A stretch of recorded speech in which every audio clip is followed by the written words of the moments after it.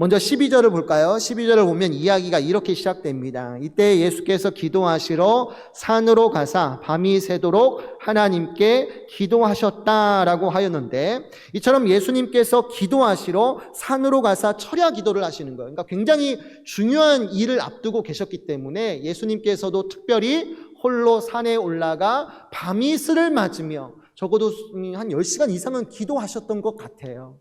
근데 중요한 것은 도대체 무슨 일로 이렇게 기도까지 하시는가? 이때라고 했잖아요. 이때 기도하러 올라가셨는데 도대체 이때라는 것은 구체적으로 어떤 상황을 말하는 것일까? 우리가 이것을 알기 위해서는 본문 앞에 나오는 예수님께서 갈릴리에서 전도하셨던 활동이 기록된 5장부터 6장의 내용, 이 전체 내용을 좀 간단하게 살펴볼 필요가 있겠습니다.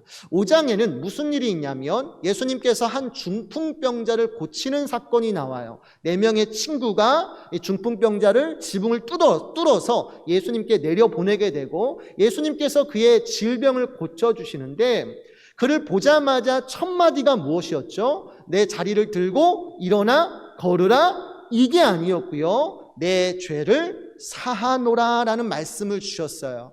여러분들, 죄를 사하는 권세는 누구만이 행할 수 있는 거예요? 하나님만이 가지신 권세예요. 사람이 사람을 향해서 어떻게 죄를 사하노라 이런 권세를 말할 수 있겠습니까? 근데 예수님께서 모두가 지켜보는 앞에서 한 중풍병자에게 내 죄를 사하노라, 어떻게 보면 신성모독적인 발언을 하였고, 이 때문에 지켜보는 종교 지도자들, 바리새인이나 서기관들의 마음속에 반감이 생겨나기 시작합니다.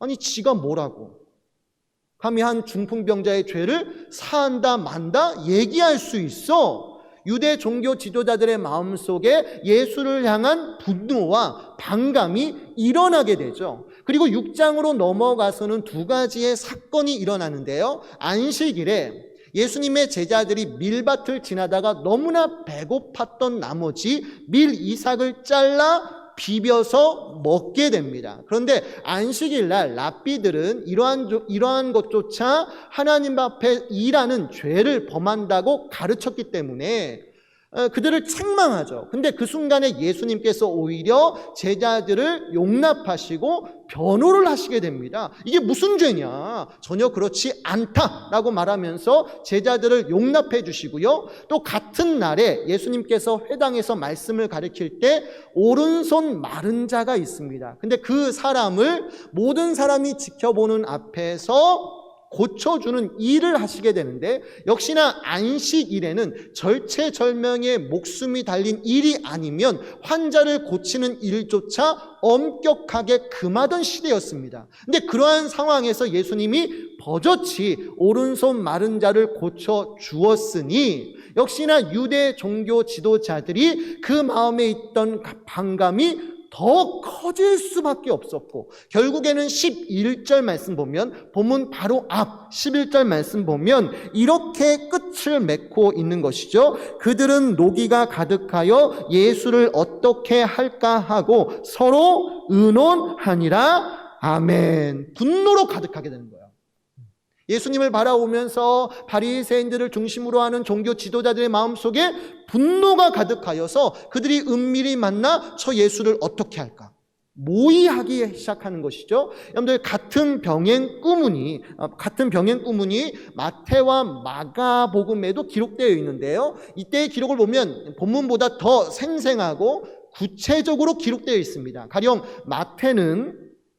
마태복음 12장 14절에서 바리새인들이 나가서 어떻게 하여 예수를 죽일까 의논하였다라고 말하였고요. 마가는 마가복음 3장 6절에서 헤롯 당과 함께 어떻게 하여 예수를 죽일까 의논하니라라고 하였는데, 이처럼 그들이 모여서 무슨 논의를 한 거예요? 예수를 어떻게 죽일까? 꼴배기 싫은 놈, 시기와 분노로 가득하여서 예수를 죽이기로 모의를 했다라는 거예요. 근데 자신들의 힘만으로는 부족할 것 같으니까 누구를 끌어다니는 거예요?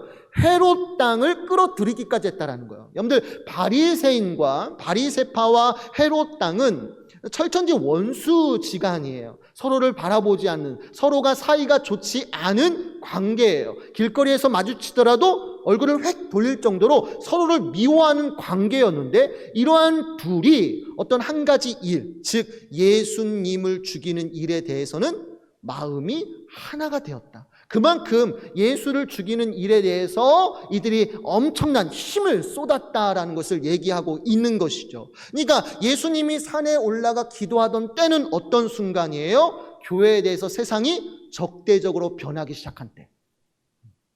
그러니까 교회에 대해서, 성도에 대해서, 예수님에 대해서 세상의 반응이 뭐냐면 호의적이고 친절하게 베푸는 것이 아니라 오히려 정반대로 미움과 분노와 적대감이 마구 고조될 때, 그러니까 교회 입장에서 보면, 예수님의 사역의 입장에서 보면 굉장히 큰 위기의 때라고 할 수 있는 것이죠. 근데 바로 이러한 때에 예수님께서 아주 큰 결단을 내리시는 거예요. 결단을 내리시기에 앞서 예수님이 산에 올라가 10시간 이상 밤이 새도록 간절히 기도하신 다음에 무엇을 하였느냐? 바로 12명의 사도들을 뽑는 것이죠. 그러니까 너무나 중요한 시기예요. 예수님이 12명의 사도들을 뽑았다라고 얘기하는 거죠. 13절을 보실까요? 13절을 보면 밝음에 그 제자들을 부르사 그 중에서 12를 택하여 사도로 칭하셨으니 라고 말씀하고 있는데, 잘 보세요. 밝음에 그 제자들을 부르사 그 중에서 12를 택하여 사도로 칭하셨다라고 했어요. 말씀해 보면 두 부류가 나오죠. 제자, 그리고 뭐가 나와요? 사도. 두 부류가 나와요. 그죠? 이 13절 말씀 보면 제자, 사도가 나오는데요. 베드로를 비롯해서 12명의 사람들에게는 제자, 사도, 이 단어들이 혼용돼서 사용되기는 해요. 그러나 앞에 나오는 제자와 뒤에 나오는 사도라는 이 단어는 원어상으로 보면 아주 틀린 의미를 가지고 있습니다. 무게감이 달라요. 앞에 나오는 제자라고 했을 때 헬라어로 마데테스예요.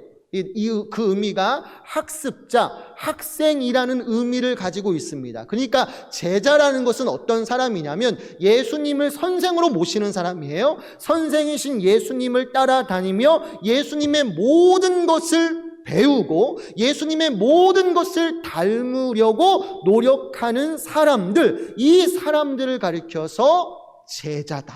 그죠? 제자다라고 말하는 것인데, 어떻게 보면 제자라는 것은 어떻게 보면 이렇습니다. 제자라는 것은 어떻게 보면 자기의 생각, 의지에 따라 내가 예수님을 따르기로 결단하여서 되는 제자들이 있어요. 그러니까 예수님께서 베드로를 부르셔서 당신의 제자로 삼으시는 경우도 있지만, 예수님이 부르시지 않았지만, 예수님이 따로 부르시지는 않았지만 사람들이 예수님을 흠모하여서 나 이제부터 예수님의 가르침을 배울 거야, 내가 예수님이 어디를 가든지 따라다니면서 예수님을 닮은 사람이 될 거야 라고 해서 종일토록 예수님을 따라다녔을 때 그 사람들을 향해서도 제자라는 단어가 쓰여졌다는 거예요.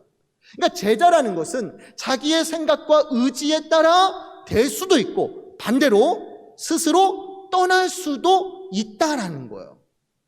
제자는 자기의 의지에 따라 될 수도 있고 아니 될 수도 있지만, 사도라는 직분은 자기 생각이나 의지로 될 수 있는 일도 아니고 또 떠날 수도 없는 막중한 직분자라고 할 수가 있어요.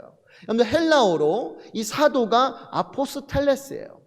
문자적으로 보냄을 받은 사람이라는 의미를 가지고 있습니다.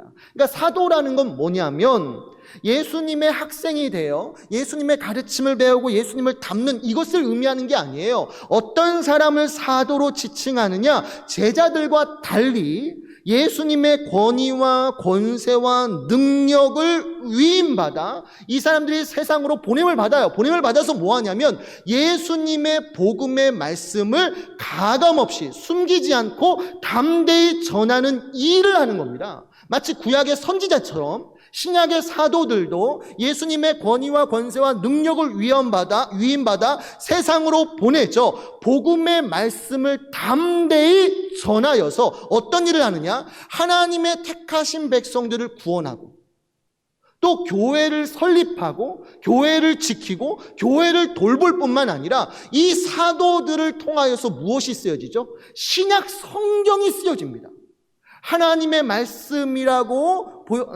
말씀인 신약 성경이 이 사도들을 통하여서 쓰여지게 되어지는 거예요. 그러니까 이 사도의 직분은 너무나 막중하고 너무나 특별한 거예요. 그죠? 그러니까 사도라는 것은 한마디로 말하면 예수님의 공식적인 대표예요. 공식적인 대리인, 공식적인 대사. 그죠? 외국에서 나가는 대사와 같이 이 사도들도 예수님의 권위와 권세를 위임받아 예수님의 말씀을 전파하여 수많은 영혼들을 구원하고 교회를 설립하고 신약 성경으로 교회를 살리는 정말 예수님의 공식적인 대리인들, 대사라고 말할 수 있는 거예요. 그러면 예수님께서는 사도의 자리에 정말 특별한 인재들을 세우셨을까? 내용을 보면 놀랍게도 아니었어요.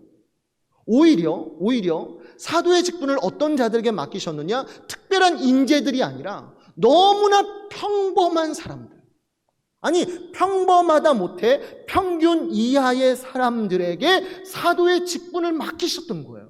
여러분들 이 내용이 14절부터 16절까지 나오는데 한번 보시겠어요? 14절부터 16절까지를 보면 12명의 사도들에 대해서 소개되고 있는데 보세요. 곧 베드로라고도 이름을 주신 시몬과 그의 동생 안드레와 야고보와 요한과 빌립과 바돌로메와 마테와 도마와 알페오의 아들 야고보와 셀롯이라는 시몬과 야고보의 아들 유다와 예수를 파는 자 될 가룟 유다라. 아멘. 저 보세요.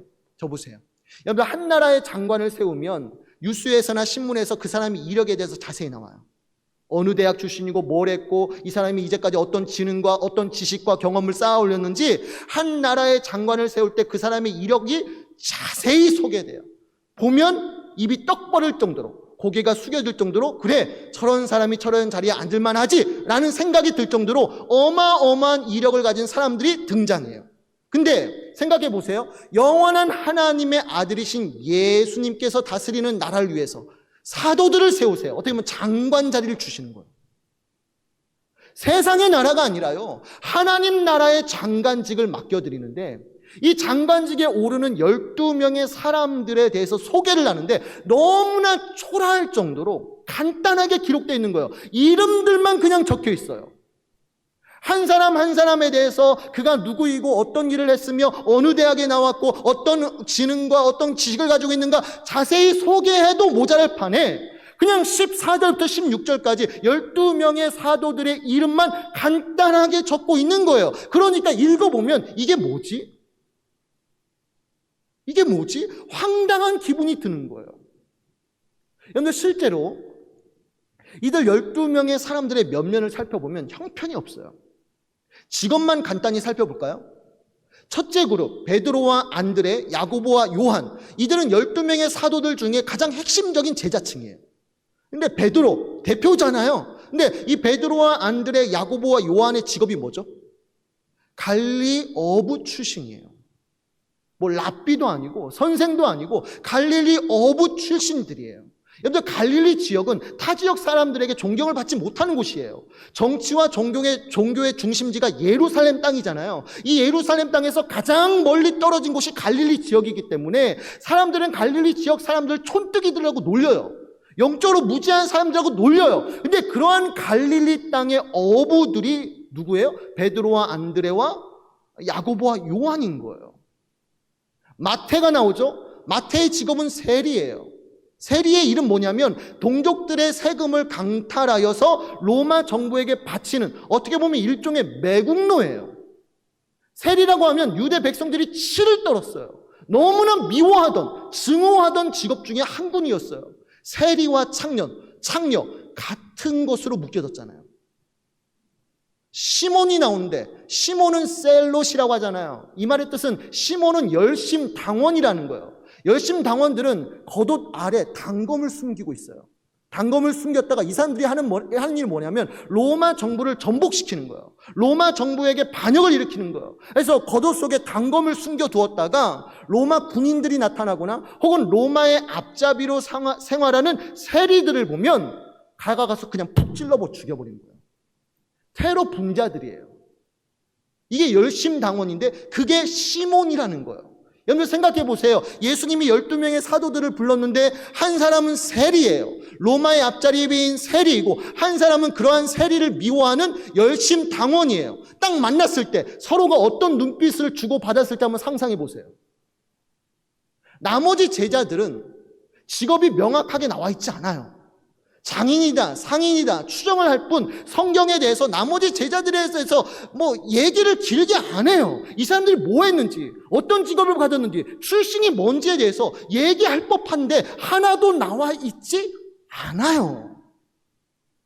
그러니까 마치 성경을 읽어보면 성경은 이 사람들에 대해서 이렇게 얘기하는 거예요. 야, 별것 없어. 이 사람들 별거 없어. 그렇게 눈여겨보거나 깜짝 놀랄만한 일을 한 적이 없어. 관심 꺼도 될 사람들이야. 마치 성경을 읽어보면 이 12명의 사도들에 대해서 이렇게 얘기하는 것을 듣게 돼요. 그러면 우린 물어요. 아니 그러면 예수님께서는 어째서 지식과 능력도 없고 믿음과 헌신도 부족하고 심지어 겸손하지도 않았어요. 여러분들 12명의 사도들이 예수님 앞에서 2번씩이나 뭐 했어요? 누가 가장 크냐?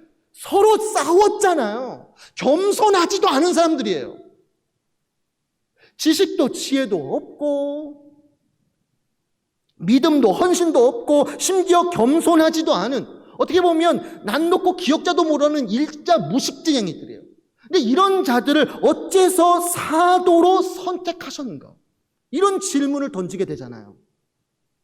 왜 예수님께서는 이 평범하다 못해 평균 이하의 사람들에게 이렇게 막중한 사도의 직분을 맡기셨을까요? 이유가 뭐죠? 실수인가요? 절대 실수일 수가 없어요. 왜냐하면 예수님께서 이 일을 하시기 전에 뭘 하셨어요? 홀로 산에 올라가 10시간 이상 간절히 기도하셨잖아요. 하나님의 뜻에 따라 이 12명의 사도를 정하신 거예요. 그날의 취향이나 그날의 기분에 따라, 감정에 따라 정하신 것이 아니에요. 하나님의 영원하신 뜻, 그 뜻은 어떤 뜻입니까? 완전하시고 선하시고 의로우신 뜻 아니에요? 하나님께서 이 12명의 사도들을 영원 전부터 작정하셨단 말이에요. 그리고 예수님께서는 기도 가운데 그러한 하나님의 뜻에 순종하여 그 12명의 사도들을 부르셨기 때문에 이건 결단코 실수가 아니죠. 그럼 무엇이죠? 왜 하나님께서는 이런 평범한 사람들에게 특별한 사명을 맡기시죠? 그것은 잘 들으세요. 하나님 나라의 일이라는 거. 그러니까 여기 있는 저와 여러분들이 모두가 각자가 하나님 나라의 일들을 하고 있지 않습니까? 교회의 직분자로 또 사역자로서 하나님 나라의 일을 하고 있는데, 이러한 하나님 나라의 일이라는 것은 내 지식, 내 능력, 내 믿음, 내 헌신, 내 성격, 기질, 나의 그 무엇으로 달려있는 것이 아니라 오직 무엇에 달려있는 거예요? 예수 그리스도의 능력에 달려있기 때문에 그래요. 만약에 사도의 직분 가운데 특별한 인재들을 세우셨다면 아마 이들은 하나님을 바라보지 않았을 거예요. 자기를 내세우죠. 어깨 으쓱이면서. 근데 여러분, 예수 그리스도의 능력은 언제 강해진 줄 아세요? 온전해진 줄 아세요? 강한 가운데 온전해지지 않아요. 약한 자들에게서 온전해져요. 왜 그렇습니까? 자신이 아무것도 아니라는 것을 깨닫는 자는 오로지 예수 그리스도 앞에 나아가 그분의 능력을 구하는 기도의 사람으로 변화되기 때문에 그 순간에 하나님의 능력이 임하여서 평범하지만 하나님 나라의 특별한 일을 감당하는 특별한 종으로 쓰임 받을 수 있게 됨을 믿으시기 바랍니다. 그럼 마지막 질문입니다. 평범한 우리가 사도들처럼, 베드로처럼 특별한 일에 쓰임받기를 원하신다면, 하나님 나라에서 특별한 능력을 일으키는 특별한 종으로 쓰임받으시려면 어떻게 하죠? 베드로의 일이 나의 일이 되려면 어떻게 하죠? 답은 간단합니다. 어떻게 해요? 베드로와 같이 항상 예수님을 믿음으로 바라보고 의지하면서 그리스도의 능력을 내게 달라고 간절히 구하시는 거예요. 항상 말씀과 기도를 통해서 예수님과 친밀한 사귐의 시간을 가지면서 예수님을 바라보시는 거예요. 예수님을 붙드시는 거예요. 여러분들 예수님이 나와 함께 계심을 믿으십니까? 예수님이 나와 함께 계십니다. 지금 이 순간에도, 이 예배 시간에도 예수님이 함께 계십니다. 근데 저는 이걸 말하는 게 아니에요. 정말로 만나고 계시냐고요. 말씀과 기도를 통해서 우리는 하나님의 음성을 들을 수 있습니다. 이거 믿으시나요? 정말로 하나님의 음성을 들을 수 있습니다. 아니, 목사님 무슨 환상 같은 얘기를 하세요? 무슨 하나님의 음성이 내 귀에 들립니까? 아니요, 들립니다. 예수님 살아 계셔서 지금도 당신의 양들에게 당신의 음성을 들려주십니다. 내가 지금 무슨 신사도적인 계시의 말씀을 전하는 게 아니에요. 성경 66권은 계시의 말씀은 끝났어요. 다만 우리의 삶과 신앙을 인도하실 때 예수님께서는 여러분 개인에게 음성을 들려주십니다. 오늘 하루 동안 네 가야 할 길, 만나서 무엇을 해야 할 것인지 여러분의 마음에 어떤 때는 감동을 주실 때가 있어요. 귀로 들려지는 음성이 아니고요. 내 마음에 감동을 주세요. 오늘날 나로 어떻게 해야 할 것인가, 예수님께서 내 마음의 음성을 들려주실 때가 있습니다. 말씀과 기도 가운데 깊이 들어가면 예수님 만난다니까요. 신자는 이걸 체험하셔야 돼요. 이게 길어지고 이게 반복될수록 그리스도의 능력이 거기 안에 있는 겁니다. 여러분들 이 얘기만 하고 마칠게요. 하영록 목사님의 페이버라는 책을 보면 이런 얘기가 나와요. 한 아메리카 원주민과 그의 친구가 뉴욕 맨하탄의 타임스퀘어 이 근처를 걷고 있었어요.